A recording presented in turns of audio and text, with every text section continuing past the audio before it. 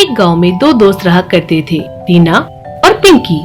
रीना बहुत गरीब लड़की थी, उसके यहाँ खाने पीने की तंगी थी, और पिंकी बहुत अमीर लड़की थी। वो अच्छे अच्छे कपड़े पहनती और शाही पकवान खाती थी।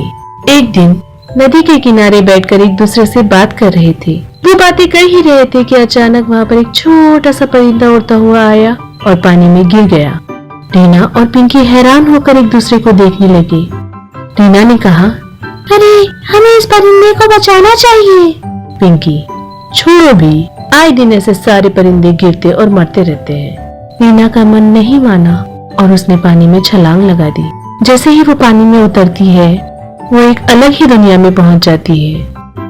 उससे पहले वहाँ एक पेड़ मिलता है। पेड़ उसे कहता है कि अच्छा सुनो लड़की, पके हुए फल के भूत से मुझे बहुत तकलीफ हो रही है। पेड़ से पके हुए फल तोड़ दो और मुझे हल्का कर दो, तो मुझे बहुत राहत मिलेगी। रीना बिना कोई लालच के उसकी मदद करती है और आगे बढ़ जाती है। आगे उसे वही परिंदा नजर आता है जो पानी में गिरा था। वो झाड़ियों के बीचों बीच फंस जाता है और मदद की दुहाई लगाता है। दीदी, मेरी मदद कर दो, मुझे यहाँ से निकाल दो। रीना उसे तसल्ली देती है और कहती है, मैं तुम्हारी मदद जरूर करूंगी।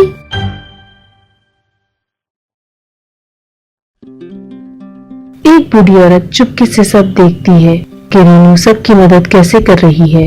रीनू की दरिया दिली देखकर उससे बहुत खुशी होती है। उससे वो बदले में जादू की चक्की देती है। रीनू बूढ़ी औरत से पूछती है, ये क्या है दादी माँ? बूढ़ी औरत उसे कहती है, ये तुम्हारे दरिया दिली का इनाम है। तुम बिना कोई लालच के सबकी मदद करती हो। तुम इसके अवतार हो। ये कोई मामूली चक्की नहीं है, ये जादू की चक्की है। इससे तुम जो मांगोगी तुम्हें मिलेगा। रीना बहुत खुश हो जाती है और खुशी खुशी जादू की चक्की लेकर अपने घर आती है। वहाँ उसकी बूढ़ी माँ उसका इंतजार कर रही थी।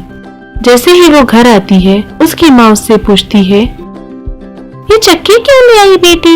हमारे पास खाने के लिए कुछ नहीं है और तुम ये चक्की ले आई?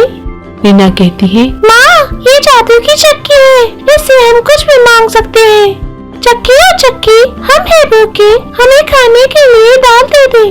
और झट से चक्की से दाल निकलती है।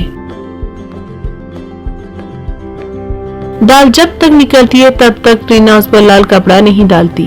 जैसे ही वो लाल कपड़ा डालती है, चक्की रुक जाती है।